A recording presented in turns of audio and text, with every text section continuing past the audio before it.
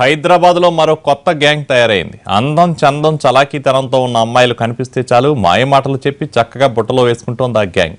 విలాసవంతమైన జీవితం, డబ్బు ఆశ చూపి అమ్మాయిల్ని దేశాలు దాటించేసి క్యాష్ చేసుకుంటున్నారు మోసగాళ్లు. తాజాగా వారి బారి నుంచి బయటపడిన మహిళ మిగిలిన అమ్మాయిలను కాపాడాలంటూ హెచ్ఆర్సీని ఆశ్రయించింది. ఇక్కడ కనిపిస్తున్న మహిళ పేరు అజరా.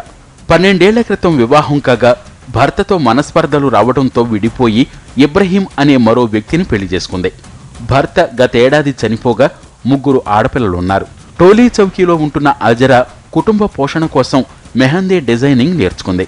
పెళ్లిళ్ల ఫంక్షన్లకు వెళ్లి గోరింటాకు వేసి ఆ వచ్చిన డబ్బుతో నెట్టుకొస్తోంది. ఓ ఫంక్షన్లో గోల్కొండకు చెందిన షహజా బేగంతో అజరాకు పరిచయం ఏర్పడింది. దీన్ని చనువుగా తీసుకుని ఆమెకు మాయమాటలు చెప్పింది ఈ లేడీ కిలాడి.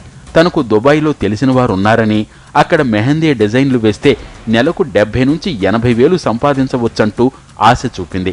షహజా బేగం మాటలు నమ్మిన అజరా దుబాయ్కు వెళ్లాలని నిర్ణయించుకుంది.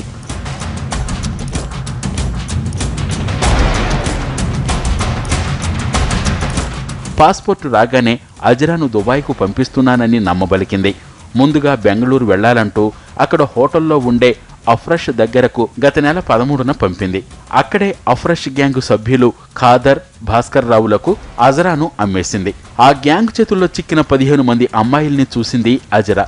తనలా ఎంతో మంది అమ్ముడై ఇక్కడికి చేరుకున్నట్లు తెలుసుకుంది. రూములో నిర్బంధించి యువతులతో బలవంతంగా వ్యభిచారం చేయించేవారు. ఒప్పుకోకుంటే విచక్షణారహితంగా కొట్టి గాయపరిచి ఆ 4 గోడల మధ్య నరకాన్ని చూపించేవారు.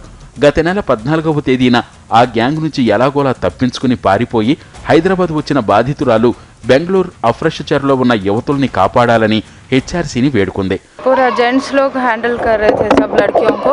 वहाँ बहुत सारे लड़कियाँ थे होटल में, रूम्स में. बहुत सारे लड़कियाँ प्रॉब्लम्स में है वहाँ पे. प्लीज़ सेव कीजिए वो लड़कियों को, वो लोग बहुत प्रॉब्लम में है. షహజా బేగం తన భర్తతో కలిసి అమ్మాయిల్ని దుబాయ్కి అమ్మేస్తున్నట్లు అజరా చెప్తోంది.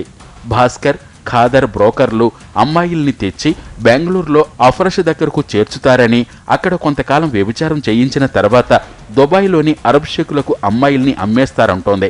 షహజా బేగం గ్యాంగు నుంచి తనకు ప్రాణహాని ఉందని, తనను చంపేస్తానంటూ బెదిరింపు ఫోన్లు వస్తున్నాయని చెప్తోంది బాధితురాలు అజరా.